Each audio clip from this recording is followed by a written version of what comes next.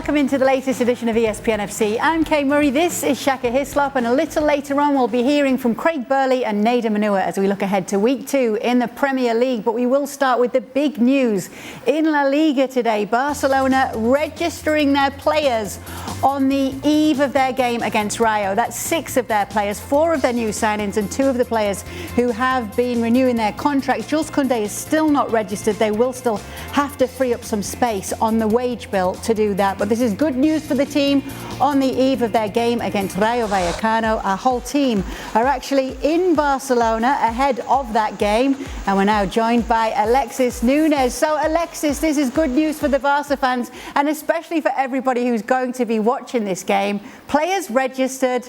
Tell us how they did it. Yeah, Kay, it is absolutely massive news. And earlier today, we were invited to a tour of the newly renamed Spotify Camp Nou. And while we were there were a ton of people here on vacations, you know, and then all of a sudden, everyone was looking down at their phones and basically reading the breaking news that Barcelona had activated their 4th economic lever, selling 25% of Barca studios to a company called Orpheus Media here. And that would be enabling them to register the rest of the players, at least 5 of them that we saw there. The one that still hasn't been registered, as you mentioned, is Jules Kounde. But this just kind of made everybody super happy because, I mean, with all due respect to all the other players, the amount of Robert Lewandowski jerseys I saw today at the Camp Nou, it's clear who everybody wants to see tomorrow. And I think that's exactly who Barcelona were hoping to field tomorrow. But this is absolutely massive news because we all know that Barcelona have been stealing the headlines this summer, making these signings and hopefully building a team that can finally compete with Real Madrid. But honestly, it has been a very exciting day. And for those that, you know, may not know about Orpheus Media, they are another production house, and how they're hoping to give Barcelona revenue is the fact that they're going to try sell some things online digitally, as well as NFTs for those who know about that digital world. And then Jaume Roner, he was the manager, the CEO, the president of these 2 companies, and he gave an interview today after that news broke, and he said, look, all I know is I don't know what I can predict about Barcelona's team tomorrow, but what I can predict is that I have invested over 100 million euros in Barcelona right now, and he says he thinks that's enough to register all of the players. But the latest news that we are hearing as of now, everyone should be able to go, including the 2 in Roberto and Dembele, who have renewed their contract, but Jules Kounde is the only one that we may not be able to see tomorrow against Rayo Vallecano. This is huge for Barcelona, isn't it, Shaka? Because you wondered how it would be going into this first game of the season, but nearly all of them registered there. It is, and looking at that list, this is a really impressive Barcelona that will be taking the field, and Xavi has at his disposal this season. The question for me will always be around the long-term impact on Barcelona as a football club, how it affects their revenue streams in years to come. But as a football fan, you don't generally look past what game is next, or when next you may be playing against Real Madrid in the case of Barcelona fans. So you understand the excitement from within Catalonia around and with Barcelona fans. But still, just as someone who is separate from that, it feels manufactured. It feels almost dangerous in the sense of how football had been positioning itself for some time around fiscal responsibility. I wonder, Alexis, what the fans think about this. Are they worried about the long-term implications, or are they happy to be living in the now? Because I know you've been speaking to some of them today.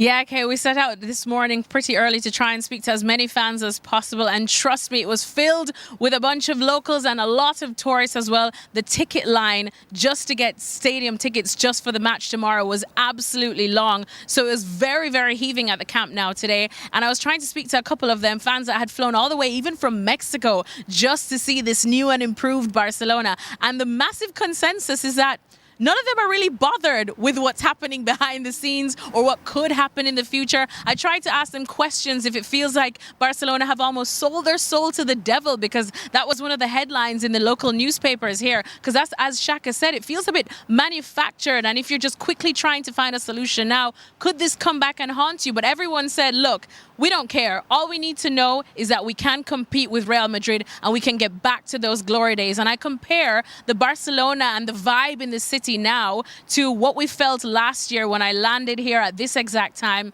It was all doom and despair. Lionel Messi had left in tears. Everyone was protesting. You know, they were saying horrible things about the board and the administration. It was really doom and gloom for what the season, you know, would come. And then eventually nobody was really trusting in Ronald Koeman. We knew what happened to him after that before Xavi came in. And you compare it to now, everyone is unbelievably excited. Last time I still saw a ton of Messi shirts. Now I've lost count of the amount of Robert Lewandowski shirts I saw today. And you know what I also saw? A lot of Frankie de Jong shirts. I'm not sure if people came in and just started buying them to hope that he would continue staying. We know that he is a massive, I suppose some people now view him as a massive asset to Barcelona. He has said that he does want to stay. We hear that there's interest, of course, from Chelsea now, on top of the interest from Manchester United. And now Barcelona may be looking still to sell him in order to fully get even more money to then further register Jules Kounde, who we don't doubt that they'll be able to register. But whether it happens next week or the week after, and whether now that is hinging on the sale of Frankie de Jong, is another story. But really and truly, the vibes in comparison to last year here in Catalonia is definitely very positive, and everybody just kind of wants to see Barcelona return to these glory days where they compete with Real Madrid. And it seems, at least for the fans, it doesn't matter what the cost is. Oh, great stuff, Alexis. Well, there's a feeling of positivity and optimism in Barcelona right now. When it comes to odds to win in La Liga, they're just behind Real Madrid at this stage. But on the eve of the game, Barcelona's first game of the season against Rayo, Alexis managed to catch up with Ian Darke and Steve McManaman. They'll be on the call for it. Here's their thoughts on the season ahead. Well, La Liga is back on ESPN. We cannot wait for this season. Steve McManaman and Ian Darke are joining me. Guys, how about this for a backdrop for a set? Not bad at all. Did you choose this? I chose it, of course. You know, I'm the boss around here.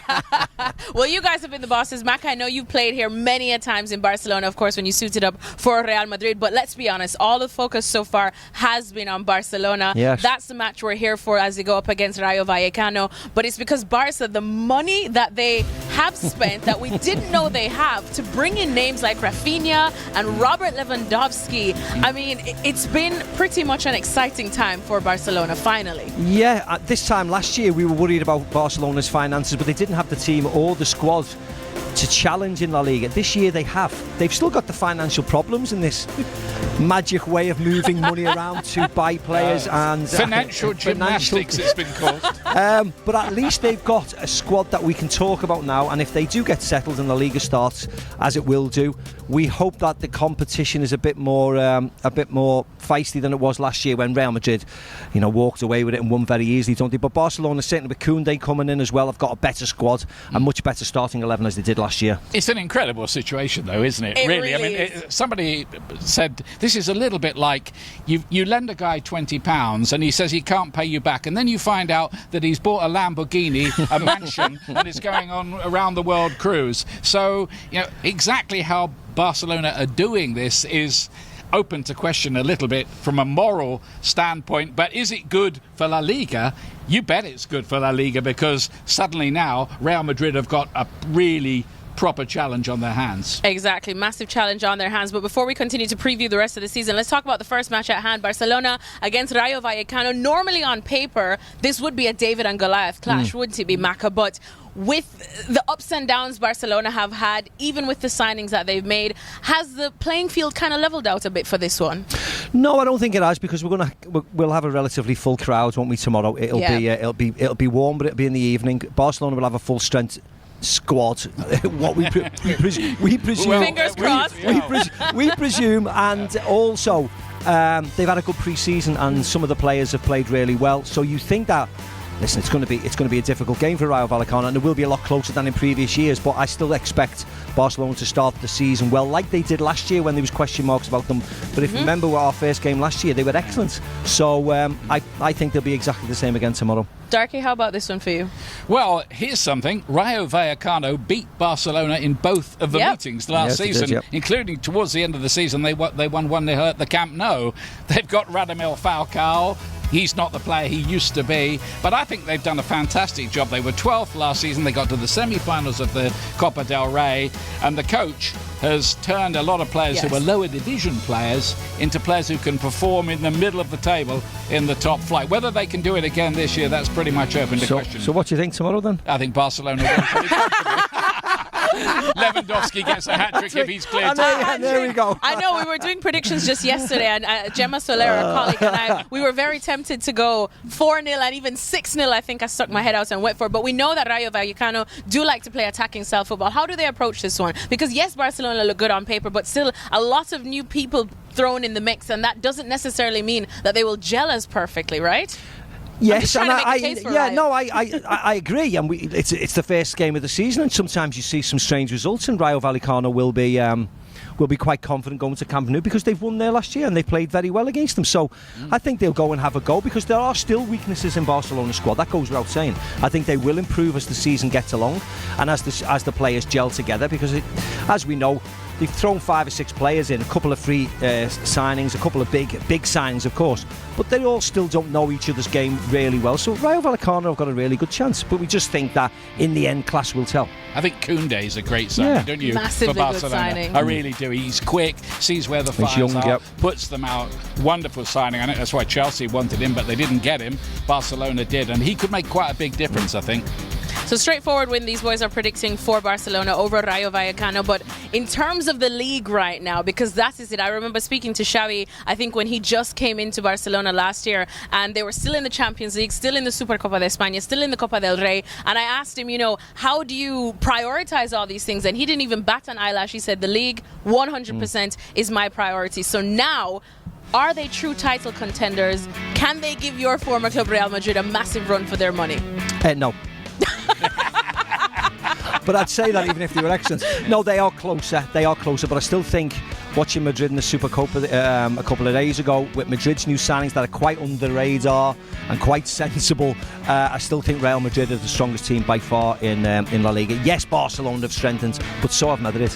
I think Barcelona are going to get a lot closer than 13 points though this time around. I mean, Lewandowski, he's topped 40 goals in the season, I think 6 or 7 times. He's been the top scorer in the Bundesliga every season just about. So this is a player who knows where the back of the net is, so he's going to be a big signing for Barca. All right, well, exciting times for Barcelona, and they kick things off in La Liga against Rayo Vallecano. Make sure to catch that match. It's coming up on ABC, ESPN Plus, as well as ESPN Deportes. Steve McManaman with his Real Madrid hat on there, and it looks as though you've got your Real Madrid hat on with your predictions this season, Shaka. I'm not sure I have the same hat as Steve, though. In all honesty, Barcelona are very close to Real Madrid. Just a couple of things that I remain concerned about. The chaos of the pre-season, of having to register players at the very last minute. As good as a team as Barcelona promises to be, I just wonder if that continues to affect the dressing room. And then when you add that many new signings to the team, even when they are players of the quality that Barcelona have signed this summer, it just never seems to gel as seamlessly as you would think. The obvious competition is in Real Madrid, who are as calm and are as settled as ever. Reigning European champions, and then we saw them in European Super Cup. Vinicius Jr. looks far more mature. Karim Benzema just continued where he left off.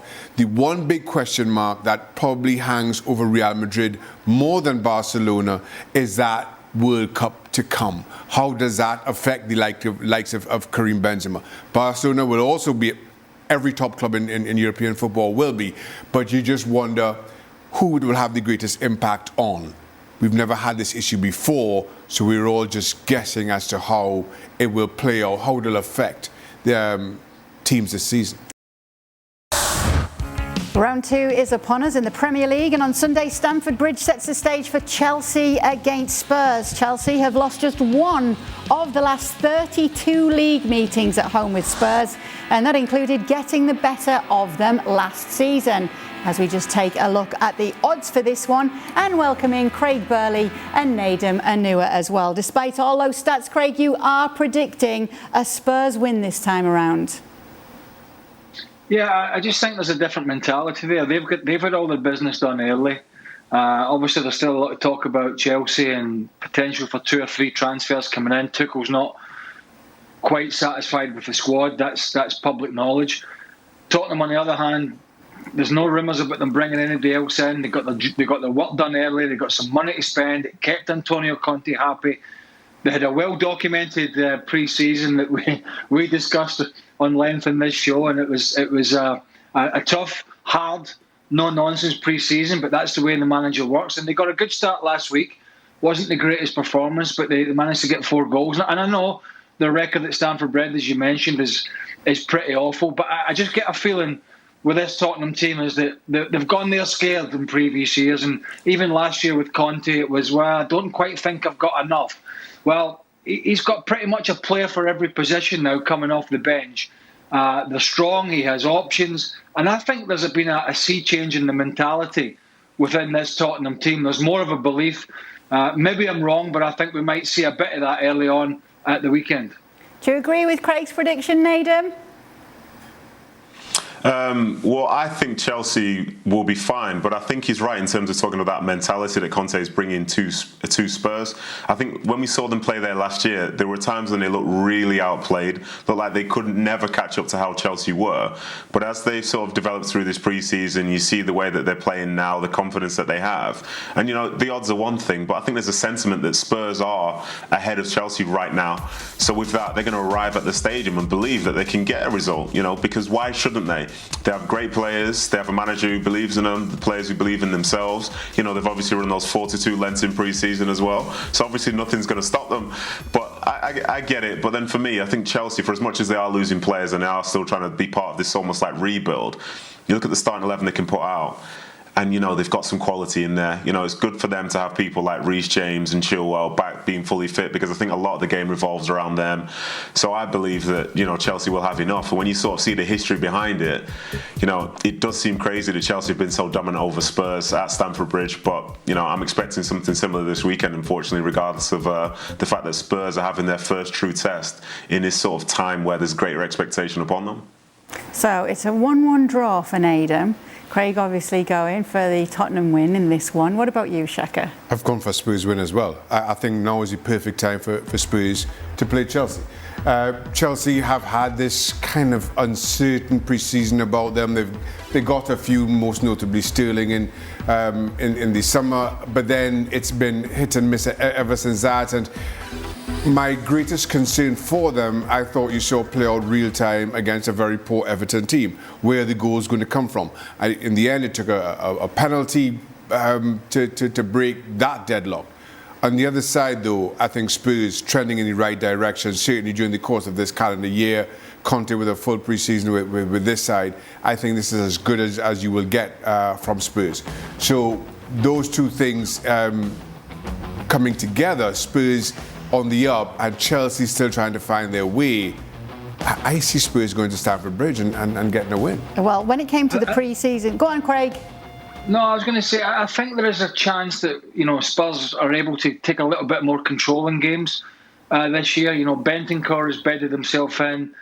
I think Bissouma is a terrific player. He probably won't start. He didn't start last weekend, but I think eventually it will be Bissouma in the side, and who he plays alongside him, we'll wait to see. But I think he's an excellent player. So I think they're able to get a little bit more control of the ball than previous games. And I think the difference between the sides, if Spurs can get the game right at the back defensively, and we know he's made some changes in that part of the team this summer, is Chelsea have a lack of a cutting edge. Obviously, Werner went back to Leipzig. He couldn't cut the mustard in England. Lukaku went back to Inter. He couldn't cut it last season. And they've got some talented players, but they really don't have any natural goal threat up front. Not to say they don't have a threat, but They don't have the natural goal threat that Spurs have. Even if Spurs were to take Harry Kane off and bring Richarlison on, that's still a huge threat. So the other side for Chelsea is, can Raheem Sterling produce the form of Man City? He's not playing with as good of players. He's not playing in a team that's going to dominate as much as Man City. So that's going to be a big ask on him to keep bringing those kind of stats to the table in what is a poorer team than he's been used to playing in. And so I just think from Tottenham's perspective, with the threat they've got up front, that there is a big chance for them to lay a marker down for the season here on Sunday.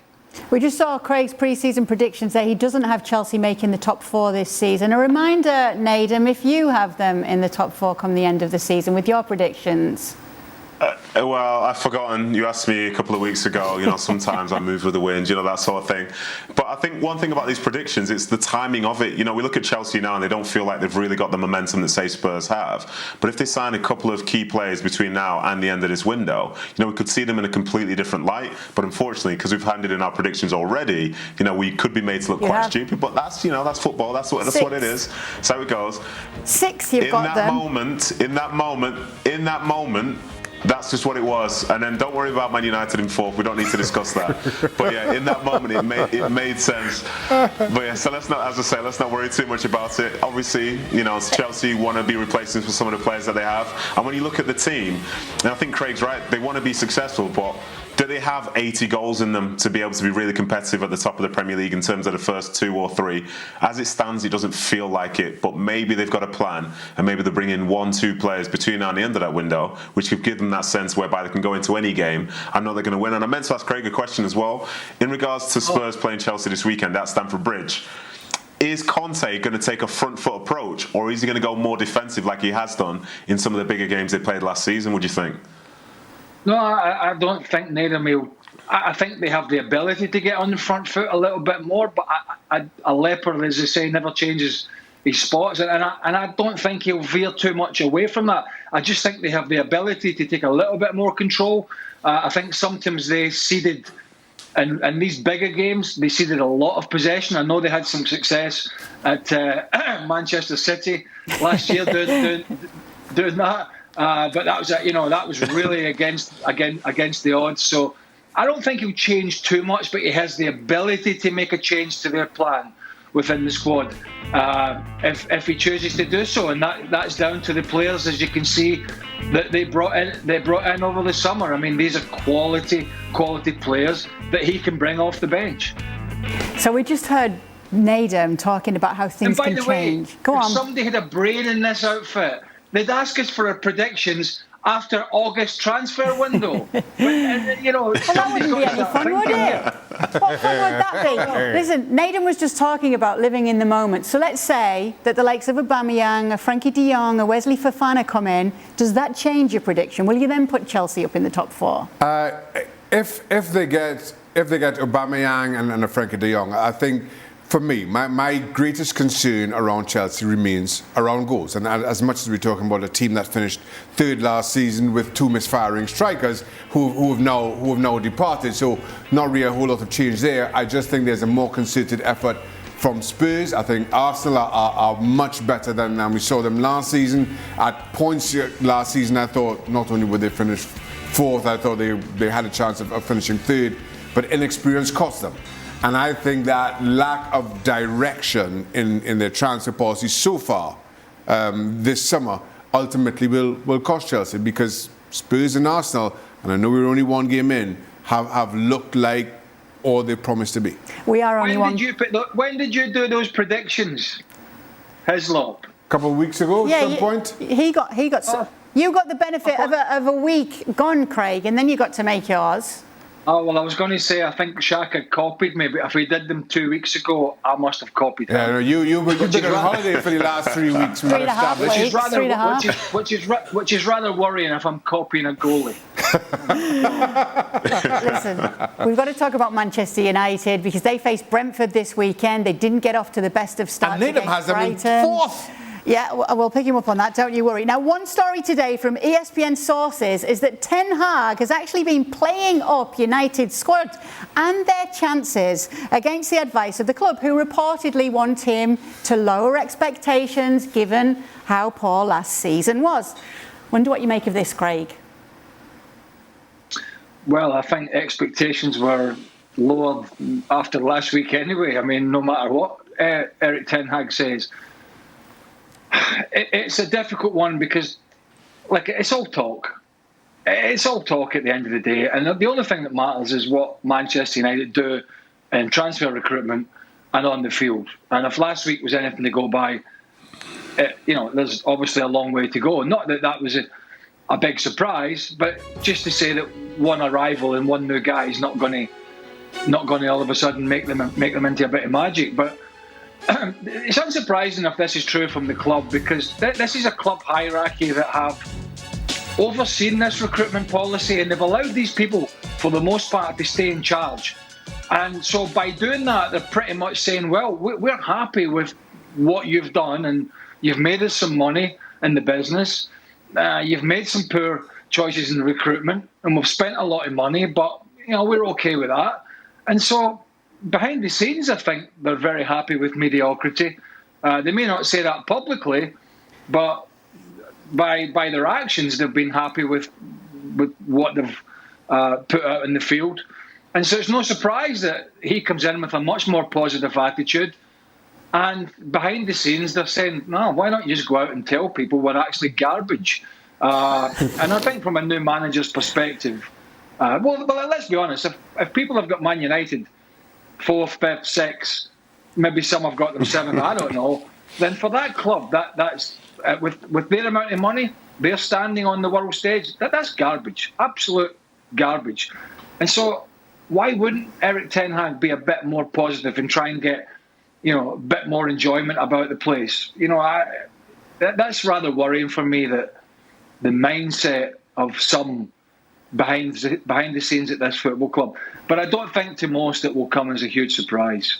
People who may have them finishing 4th or in the top 4 come the end of the season, people like Nedum and Neuer.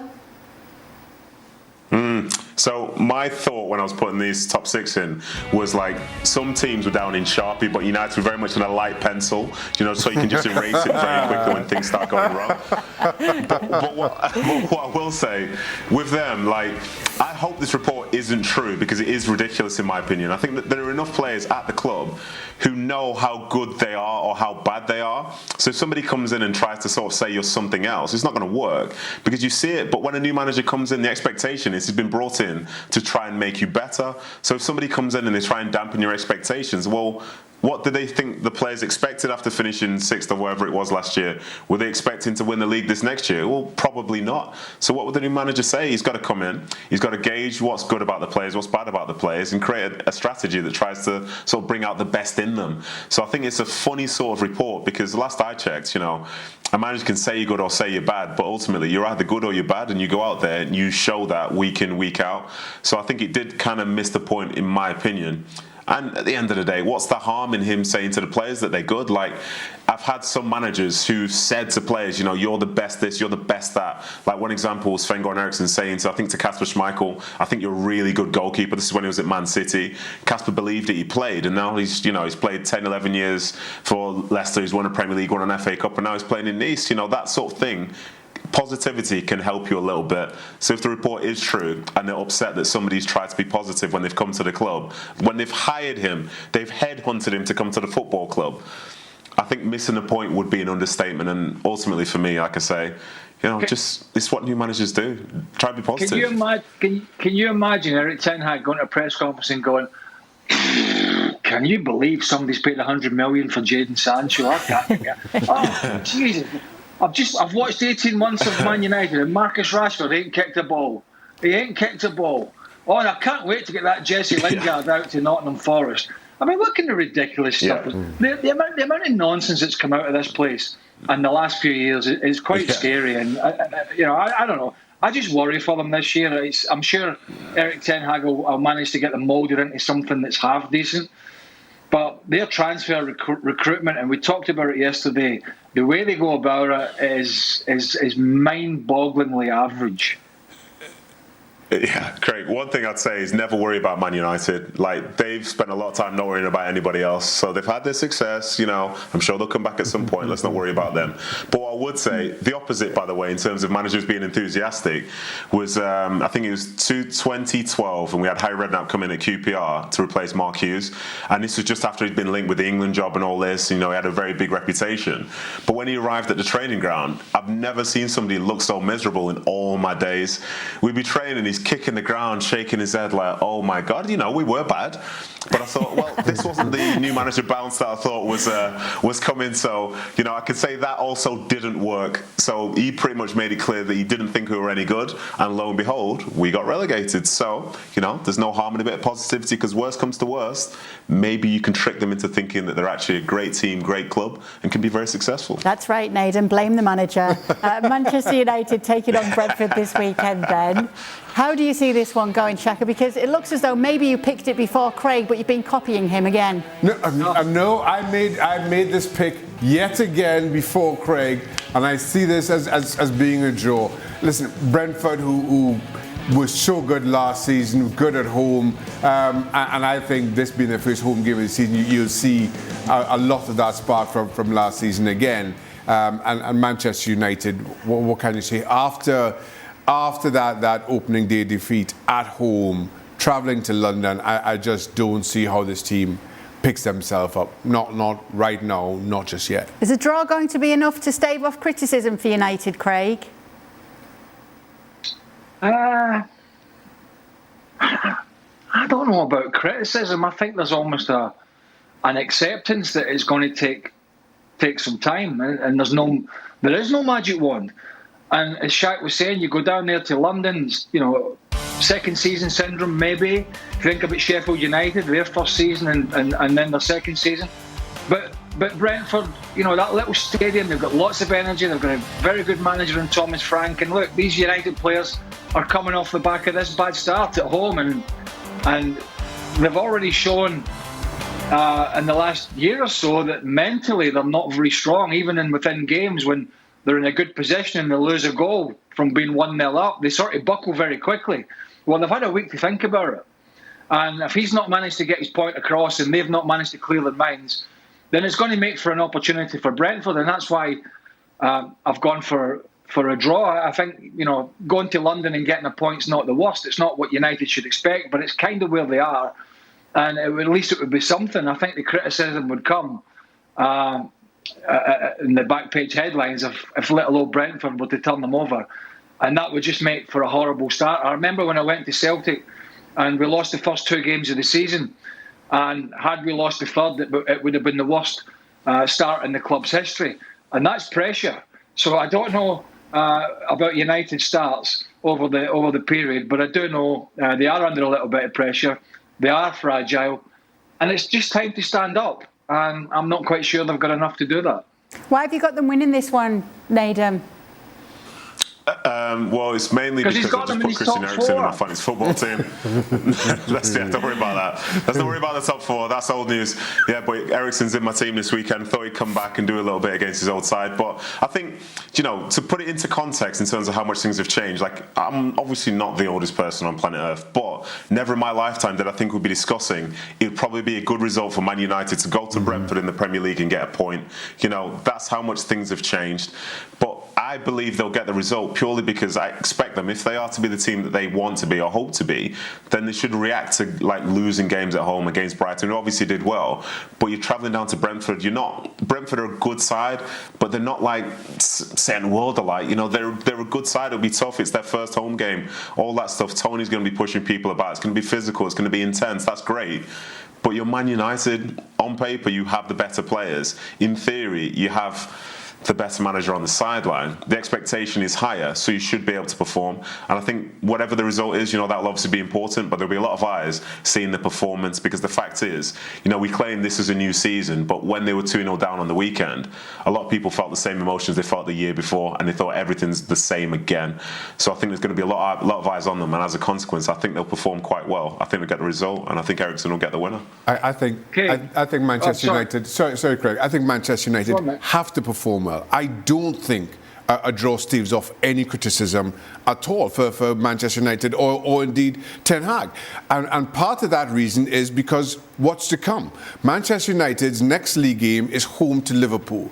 And to Nedum's point, never in my lifetime I thought we'd be talking about a Manchester United team losing at home to Brighton, somehow thinking a draw away to Brentford is a decent result.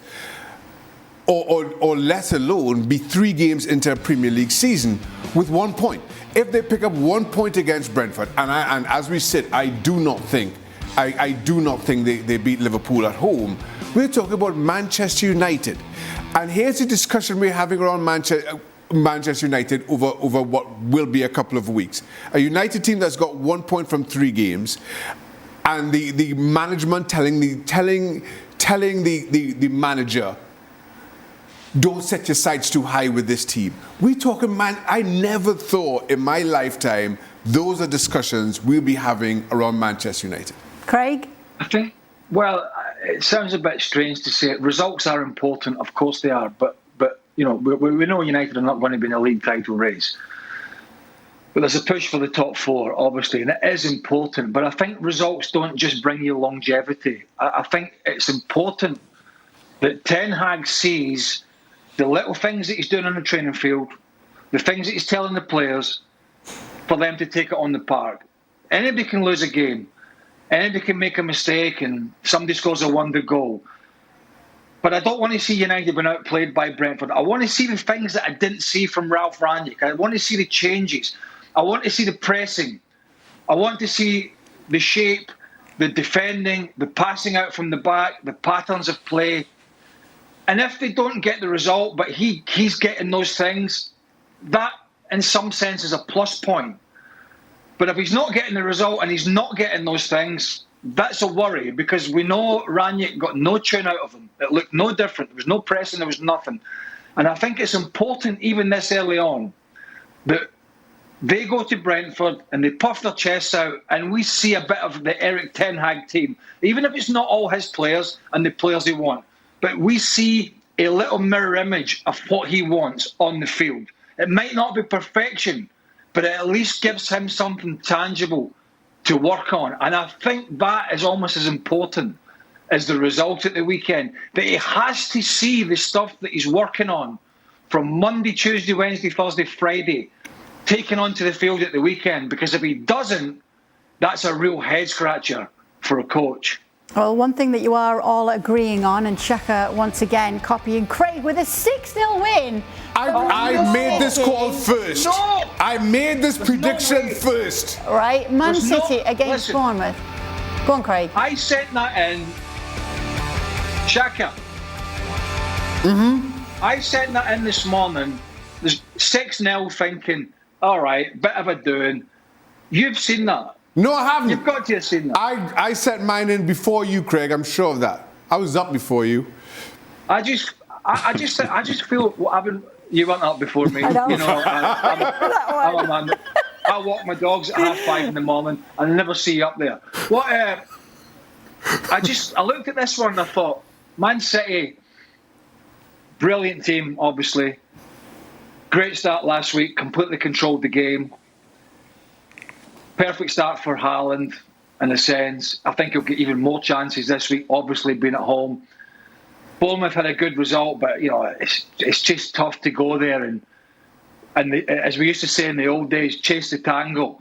Don't get a kick of the ball. You just don't get a kick. It's relentless, and I just don't see how Bournemouth are going to be able to cope with this City team, even without Erling Haaland. And I think it could be a mauling, and that's why I went for 6-0. And that's why Shaka's copied me, and he's gone for 6-0. I think more importantly, the former Man City player has gone against his team pretty much by not going for 6-0, Nedum. I mean, come on. Were you not impressed with Haaland last week?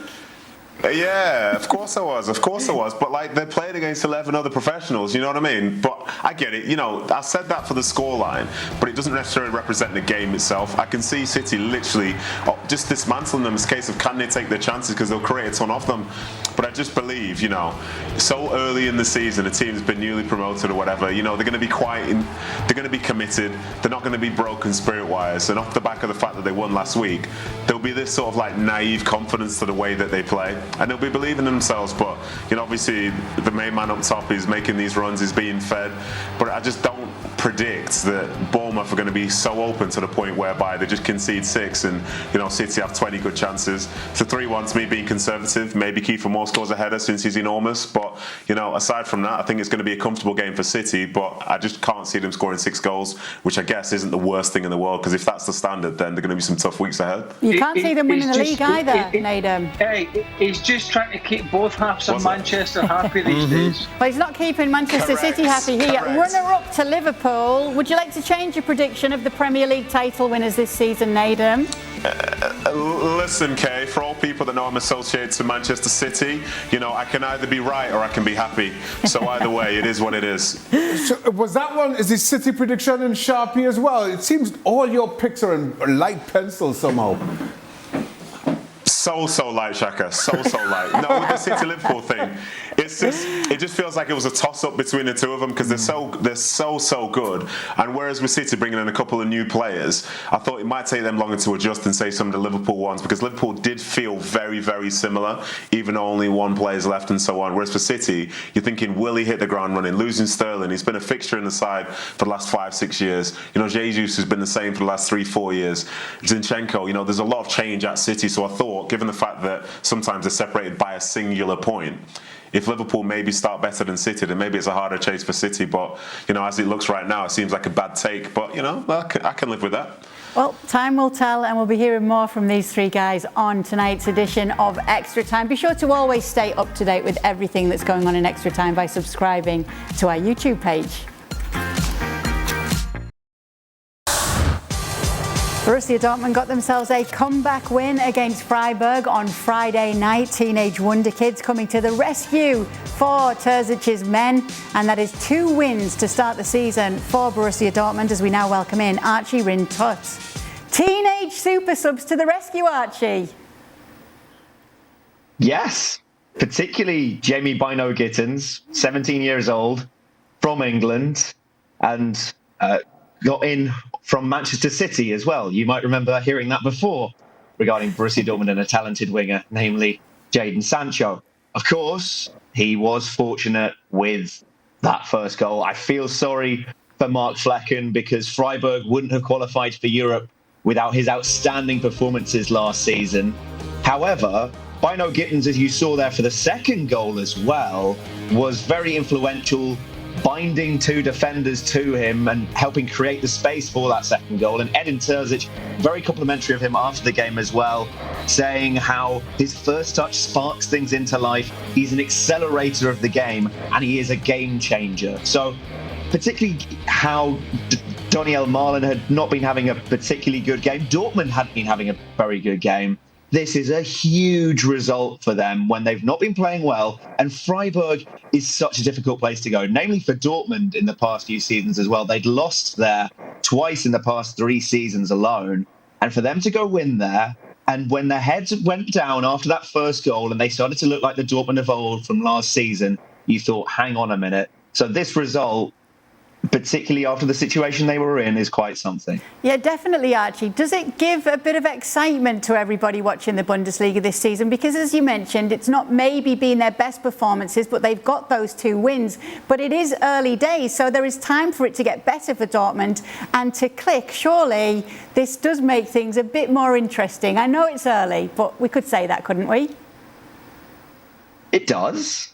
I think they have a better coach in Edin Terzic than Marco Rosa. He fits the club better than Marco Rosa did, and he's able to get more out of these players, even if he's been backed more than Marco Rosa was. And let's not forget that the players that Dortmund had missing tonight as well, in Niklas Zula, Salih Özcan, Karim Adeyemi, Sebastian Haller, of course, as well for a very long period. Anthony Modeste signed and straight into the team. So there is something there for Dortmund to work on. And whilst the injuries at Dortmund is nothing new after what happened last season, they do have a lot more changes behind the scenes as well in terms of changes in the medical department, a new assistant coach in the form of Peter Herrmann, who has been associated with a lot of German football success down the years, particularly at Bayern. I think things are going in the right direction for Borussia Dortmund, albeit I still have doubts about them at fullback position on both sides. You saw it with Rafael Guerreiro. Sure, look, he's not the tallest guy. Him going up for a header against Matthias Ginter, him and Torgan Hazard, two small guys against Matthias Ginter is not a healthy, and it's not going to be a healthy battle for them. But having seen Eder Militao of Real Madrid this week up close and personal, and seeing just how he gnarls away at opponents who come at him, I think I'd want to see more of that from Dortmund defenders, that will to defend. And in that back line, I see that the most from Nico Schlotterbeck, and Mats Hummels, I thought, was caught out for that first goal in his positioning. So Hummels is going to be under pressure when Niklas Zula comes back in. So let's see. It's a positive start. I'll give you that. And it's just one goal conceded in 2 games for them. So that's got to be a positive thing. So now it's the other way around from last weekend. It's over to you, Bayern. Bayern taking on Wolfsburg. What can we expect from this game? Yeah, I think Bayern will very gladly take that baton, given the way they've been playing. We know from Julian Nagelsmann's press conference that he's going to pick the same 11 that started against Eintracht Frankfurt last week, meaning that the likes of Matthijs de Ligt will have to wait for his first starts in Bayern colours, as will Daley Gravenberch. And that's because Luca Hernandez and Deo Upamecano at centre-back have been more concentrated, in the words of Julian Nagelsmann, have not been making the sorts of light errors that they were last season, which is very encouraging for Bayern. And Marcel Sabitzer, who had a disappointing campaign first season at Bayern, has really improved in place of Leon Goretzka. And then you come to what is happening up front with Sadio Mane, Serge Gnabry, Thomas Muller, and of course, the man of the moment. Well, man, he's still a teenager, Jamal Musiala, but he's pretty good, isn't he? So, look, Wolfsburg were not great against the ball against Werder Bremen, and they're going to have to do a lot more of that. There is a spicy storyline to this game in that Wolfsburg are now coached by Niko Kovac, former coach of Bayern, who left out Thomas Muller quite a bit towards the end of his tenure. And one thing that really stood out for me during that time was when Thomas Muller's wife posted on Instagram, "Oh, look, the coach has had a brainwave," when Thomas Muller was brought on at one point. So I think that there are some old scores to be settled there. Niko Kovac was fired only a few months after winning the double with Bayern as well. So, yeah, I think Thomas Muller will be fired up for this, but so too will Niko Kovac. That's what we call stand by your man. OK, Eintracht Frankfurt did not have the best of starts against Bayern, and now things are going from bad to worse because Philippe Kostic is going to Juventus, Archie. He is. I'm still actually in Helsinki, Kay, where the European Super Cup was played the other night, and walking by the train station, I saw a sticker with Eintracht Frankfurt lifting the Europa League trophy on it. And the guy that they have lifting the trophy on the sticker is not the captain, Sebastian Rode, it's Philippe Kostic. That tells you about the legendary figure that he has in Frankfurt, not just because of his performances last season, albeit those were his crowning glory. Even I think clowning glory is something else. The way that he held up his number 10 shirt, Messi-esque, at the Camp Nou after scoring there, and just the way he got up and down that left side and terrorised defences, not just last season, as I mentioned, in the Europa League run to the semi-finals in 2019, he was superb as well. He leaves the club as a legend.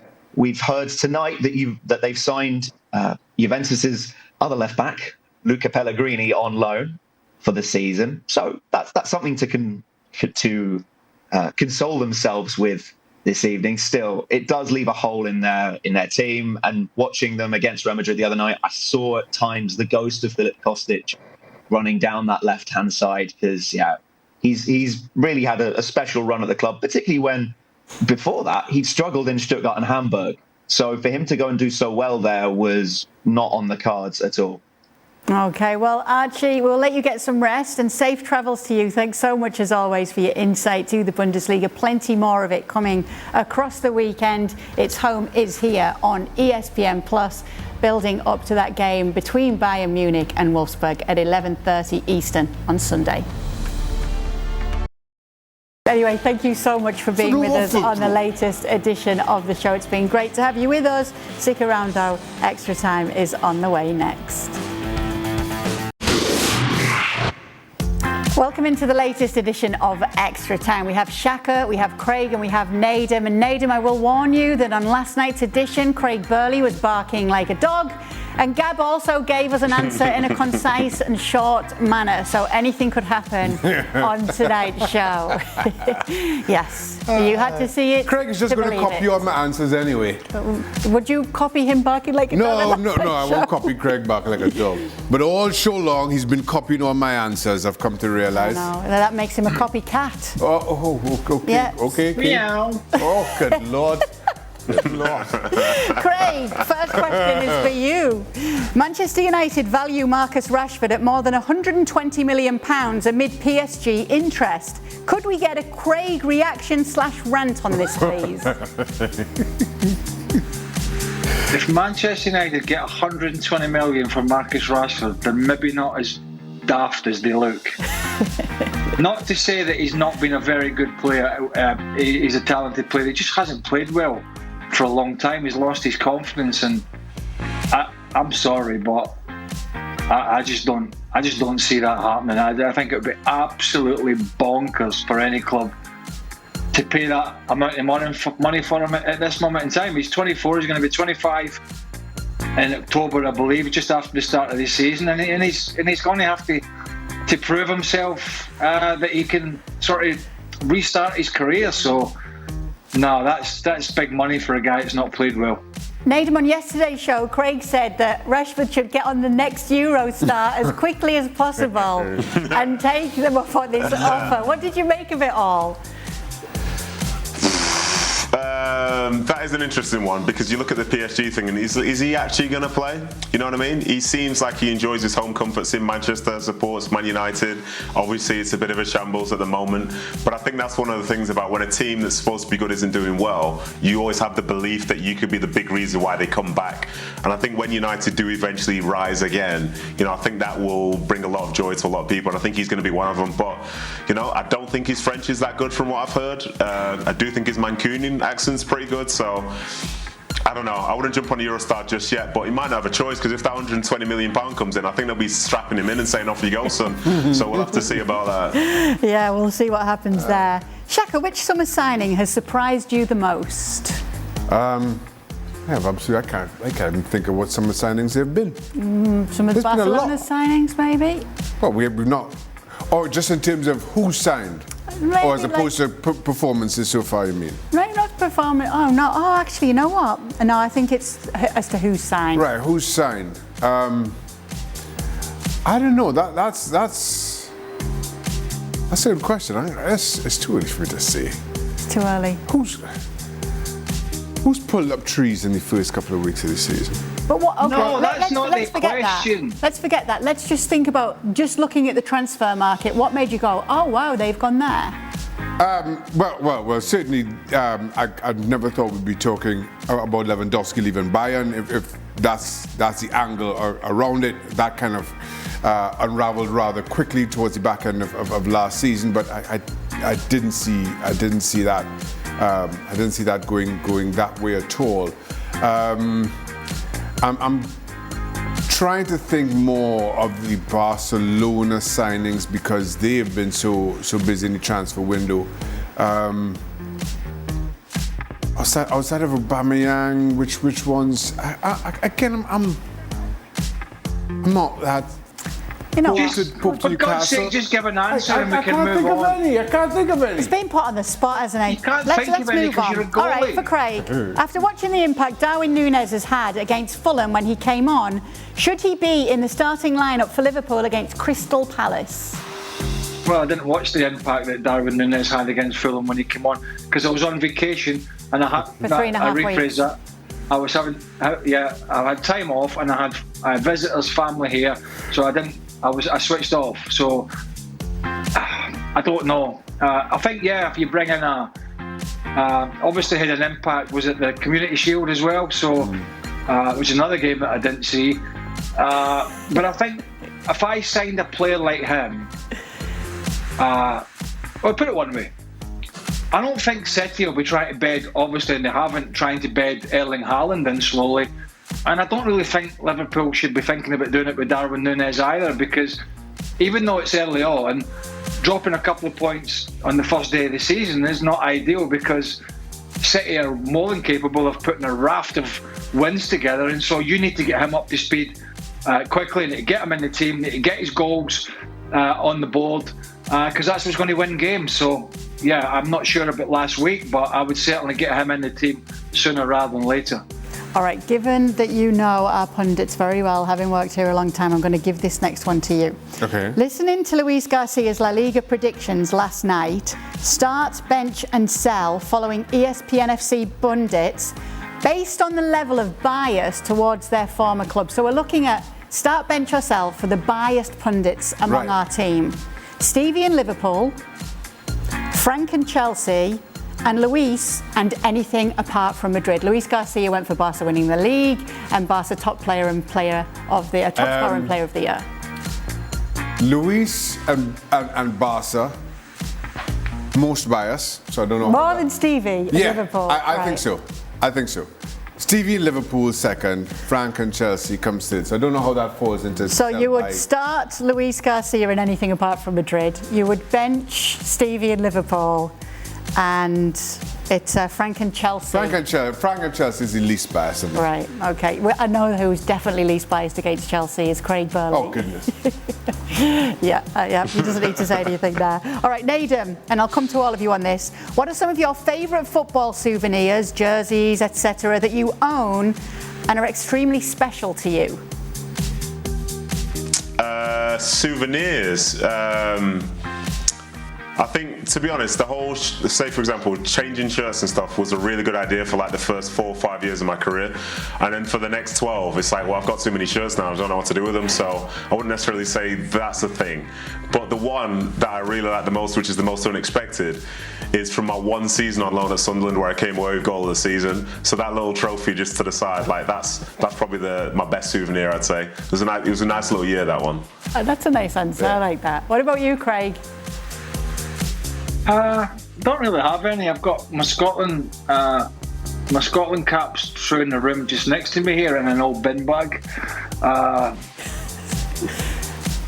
don't have any tops. I've got a couple of photos downstairs from playing in the cup finals and stuff, but my Scotland jersey was pinched from the World Cup in France '98. That was all framed.